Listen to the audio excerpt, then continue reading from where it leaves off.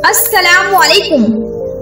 आज मैं आपको बताती हूँ सर के दर्द का घरेलू इलाज। अगर आप मेरे चैनल पे नए हैं तो मेरे चैनल को सब्सक्राइब करें ताकि मेरी नई आने वाली वीडियो आपको मिल सके। सर दर्द का घरेलू इलाज। गर्मी की शिद्दत हो, थकन हो या डिप्रेशन सर दर्द होने लगता है। सर में दर्द की तकलीफ बाज़ औक़ात हाथ पैरों को बेजान कर देती है और इसका शिकार शख्स कुछ भी करने के काबिल नहीं रहता।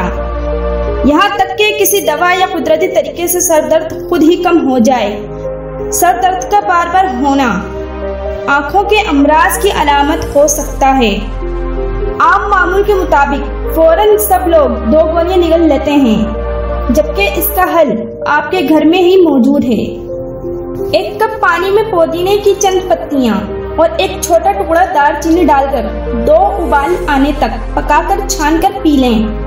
आपका सर दर्द गायब हो जाएगा।